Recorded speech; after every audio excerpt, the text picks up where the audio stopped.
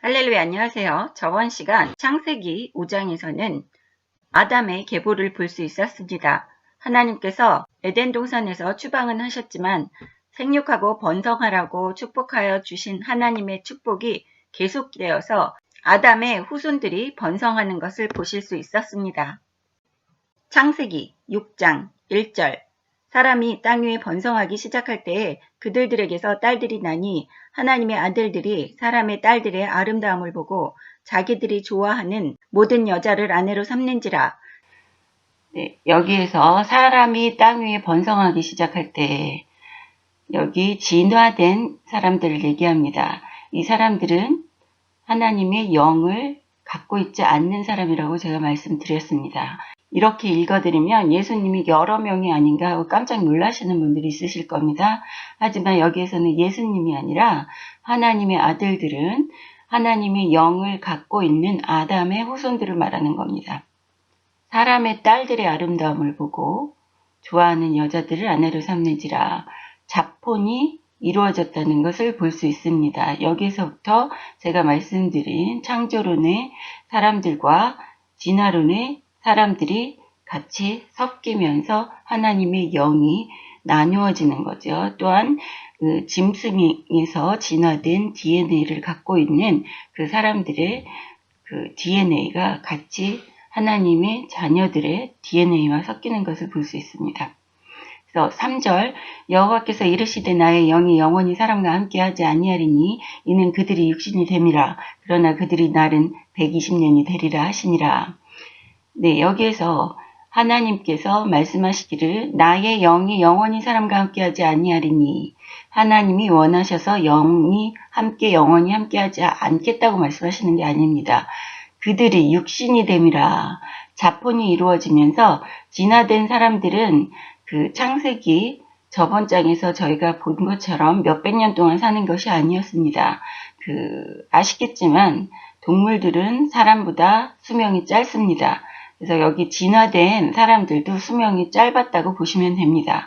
그래서 하나님께서 징벌하셔서 120년으로 수명이 단축된 게 아니라 지금 자폰이 이루어지면서 진화된 사람들과 육신이 같이 섞입니다. 더 많은 육신이 영의 영역을 침범했다고 보시면 됩니다. 그렇기 때문에 이제는 영혼보단 육신에 갖고 있는 파워가 내 안에 갖고 있는 파워가 더 커지면 나가 갖고 있는 하나님의 그 영혼의 자리가 줄어들기 때문에 그 육신이 내 몸을 지배하는 겁니다. 세 가지가 섞인 거죠. 하나님이 주신 영혼, 또한 선악과 나무를 먹은 악한 마음, 또 진화된 인간들의 그런 동물적인 그런 감각, 이런 세 가지가 이때 함께 섞였다고 보시면 됩니다. 그래서 하나님이 그 900년, 800년 이렇게 살던 하나님의 자녀들, 아담의 후손들이 120살까지 수명이 짧아지게 된 것은 하나님이 주신 징계가 아니라 그 자업자득이라고 보시면 됩니다. 4절 당시에 땅에는 네피림이 있었고 그 후에도 하나님의 아들들이 사람의 딸들에게로 들어와 자식을 낳았으니 그들은 용사라 고대의 명성이 있는 사람들이었더라. 네, 당시에 네피림이라는 족속은 거인족입니다. 근데 아주 성격이 포악하고 거친 거인족 네피림의 후손들과도 하나님의 아들들, 여기 아들들이라고 칭하는 것은 하나님의 아들, 그러니까 즉 남자만 얘기하는 게 아닙니다. 하나님의 후손, 아담의 후손들 중에선 딸도 있었을 테고 아들도 있었을 겁니다. 그랬을 때 아들과 딸 모두 같이 자폰이 이루어졌다는 거죠. 영혼이 없는 사람들과. 그래서 네피림, 거인족과도 자폰이 이루어졌습니다. 유명한 용사들이 그런 후손들이었다고 말씀하시는 겁니다. 5절 여호와께서 사람의 죄악이 세상에 가득한가 그의 마음으로 생각하는 모든 계획이 항상 악할 뿐임을 보시고 땅 위에 사람 지으셨음을 한탄하사 마음에 근심하시고 이르시되 내가 창조한 사람을 내가 지면에서 쓸어버리되 사람으로부터 가축과 기는 것과 공중의 새까지 그리하리니 이는 내가 그것들을 지었음을 한탄함이니라 하시니라. 그러나 노아는 여호와께 은혜를 입었더라. 사람에게 직접 징계하시지 않고 땅에게 저주하시고 또 사람을 죽이지 않으시고 동물을 대신해서 죽였습니다. 그런 것을 볼 때 하나님이 얼마나 아담을 사랑하셨는지 알 수 있습니다. 하지만 땅 위에 사람 지으셨음을 한탄하실 정도로 참고 또 참으셨다는 것을 우리가 느낄 수 있습니다. 그래서 이르시되 창조한 사람을 내가 지면에서 쓸어버린다, 이렇게 얘기를 하십니다. 사람으로부터 가축과 기는 것과 공중의 새까지. 자폰이 이루어지면서 동물적인 그런 행동도 많이 했을 거라고 생각을 하시면 됩니다. 지금 하나님이 성경을 읽다 보면 그 동성애만 말씀하시는 게 아니라 수간, 인간과 동물과의 관계까지 하나님이 하지 말라고 말씀하시는, 그런 저주하신다고 얘기하는 것을 성경에서 읽을 때 볼 수 있습니다. 그랬을 때 보면 여기에서는 디테일하게 얘기는 안 하지만 가축과 기는 것과 공중의 새까지 그 사람들이 그 악한 것에 다 불이렸다고 보시면 됩니다. 그러니까 악한 걸로 꼭 그쪽뿐만이 아니라 수간뿐만이 아니라 악한 데 많이 동물과 모든 것을, 이 세상에 하나님이 지으신 모든 것을 악한 것에 사용했다고 보시면 됩니다. 그러나 노아는 여호와께 은혜를 입었더라. 여기 보시면 노아는 사랑하셨습니다. 우리가 세상이 주변에 지금 상황이 나를 미혹하게 하고 내가 죄짓게 만들더라도 우리는 하나님을 의지하고 하나님을 믿는 그 믿음으로 하나님께 의지하면서 버텨야지 됩니다. 누구를 위해서? 나를 위해서, 또 내가 사랑하는 내 가족들을 위해서. 그래야지만 그런 세상이 망하는 그런 참담한 상황에서도 노아와 노아의 가족들이 하나님께 은혜를 받는 노아 한 사람으로 인해서 구원받는 그런 놀라운 사실을 우리가 볼 수 있습니다. 9절. 이것이 노아의 족본이라. 노아는 의인이요 당대의 완전한 자라. 그는 하나님과 동행하였으며 세 아들을 낳았으니 셈과 함과 야벳이라. 그때 온 땅이 하나님 앞에 부패하여 포악함이 땅에 가득한지라. 하나님이 보신즉 땅이 부패하였으니 이는 땅에서 모든 혈육 있는 자의 행위가 부패함이었더라. 나 한 사람쯤이야, 다른 사람도 다 그렇게 하는데, 하나님 앞에 죄 짓는데 내가 이거 한번 조금 죄 짓는다고 무슨 큰 일이 있겠어, 이렇게 생각하시면 절대 안 됩니다. 다른 내 주변의 사람들과 모든 것이 악한 상황일지라도 나 혼자는 오로지 하나님 앞에는 완전한 사람이 돼야지 됩니다. 잠시도 우리는 무장 해제해서는 안 된다고 보시면 됩니다.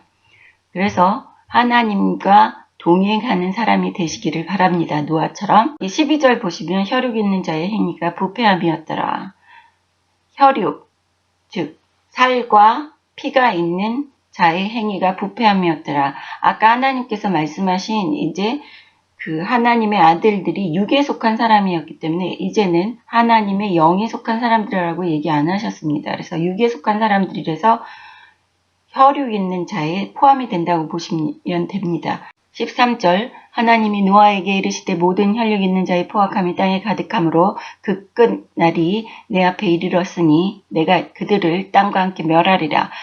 너는 고페르 나무로 너를 위하여 방주를 만들되 그 안에 칸들을 막고 역청을 그 안팎에 칠하라. 네, 이거 하나님께서 이제는 참지 않으십니다. 자폰이 이루어지면서 자손이 생겼을 때 그 후손들도 세상을 다스리려고 하면서 그 동물들을 시켜서 세상을 또 악하게 만드는 것을 같이 동물들도 참여시켰다고 보시면 됩니다. 자폰이 들어가면서 이제 동물적인 행동까지 같이 섞인 거를 보시고 하나님께서 그럼에도 불구하고 참고 참으시다가 이제는 더 참지 못하시고 여기에서 피와 살이 있는 모든 것을 멸절시키시겠다고 말씀하시는 겁니다.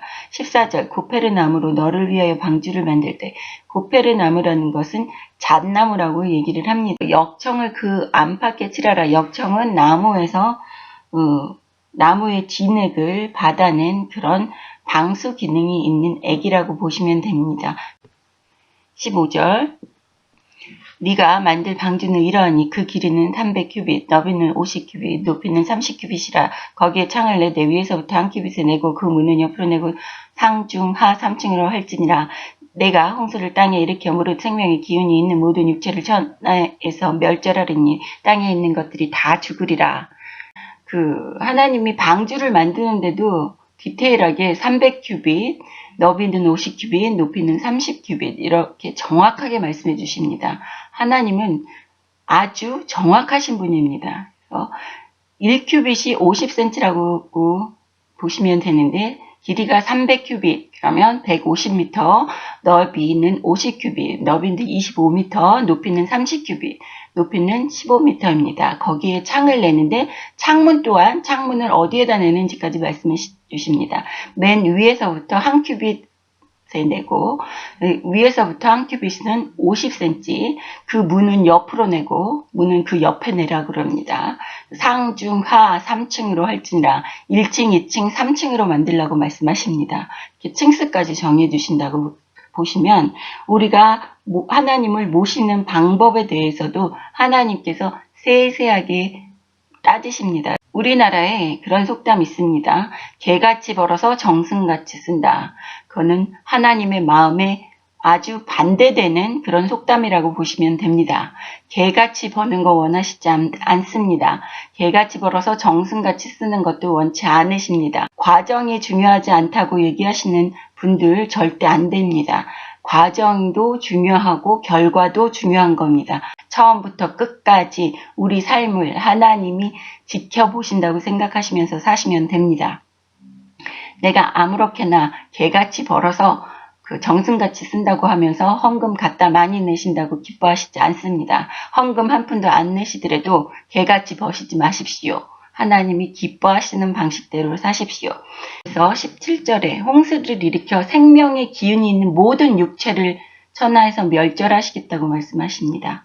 얼마나 하나님께서 분노하셨는지 진노하셨는지 느낄 수 있는 그런 상황입니다. 하나님이 만드신 사람을 그래도 지키시기 위해서 그곳에서 농사짓고 살게 하셨는데 그때 가인이 살인을 하고도 또 죽이시지 않고 그곳에 보다도 좀 더 험악한 땅으로 추방하시는 것을 봤을 때 하나님께서 정말 많이 참으시는구나. 그래서 지금 우리 사악한 행동을 보고 지금 하나님께서 많이 참고 계시는데 언제 하나님이 진노를 하실지 모르겠다 이런 생각이 들면 저는 진짜 피부에 소름이 쫙 돋습니다. 18절 그러나 너와는 내가 내 언약을 세우리니 너는 내 아들과 네 아내와 네 며느리들과 함께 그 방지로 들어가고 혈액 있는 모든 생물을 너는 각기 암소 한 쌍씩 방지로 이끌어들여 너와 함께 생명을 보존하게 하되 새가 그 종류대로 가축이 그 종류대로 땅에 기든 모든 것이 그 종류대로 각기 둘씩 내게로 나오리니 그 생명을 보존하게 하라. 네, 하나님께서 여기서 제가 말씀드린 나 혼자만 하나님께 의롭다함을 받아도 내 가족이 다 살 수 있다는 것을 18절에서 보실 수 있습니다. 18절에 있는 동물들은 노아의 소유를 말하는 거고 20절은 이 세상에 있는 것을 얘기하시는 거라고 보시면 됩니다. 21절 너는 먹을 모든 양식을 내게로 가져다가 저축하라. 이것이 너와 그들이 먹을 것이 되리라. 노아가 그와 같이 하여 하나님이 자기에게 명하신 대로 다 준행하였더라. 네, 하나님이 명하시는 것을 다 준행하였더라. 이게 간단한 말이지만 주변에 노아를 보는 사람들은 어떻겠습니까? 또한 노아의 아내와 노아의 자손들은 어떻겠습니까? 노아는 계속 놀림거리에다 손가락질을 당했으리라고 보시면 됩니다. 우리가 세상 인사리를 하면서 하나님 앞에 하나님 말씀에 순종하면서 산다는 게 쉬운 일은 아닙니다. 이렇게 터무니없이 그 노아의 방주를 산꼭대기에다 만든다는 것은 그 보통의 믿음 가지고는 할 수 있는 일이 아닙니다. 하지만 그런 믿음을 지킨 노아로 인하여 노아가 사랑하는 자녀들과 자신의 아내는 구원할 수 있었습니다. 다음 시간에 창세기 7장 공부하겠습니다. 감사합니다. 할렐루야.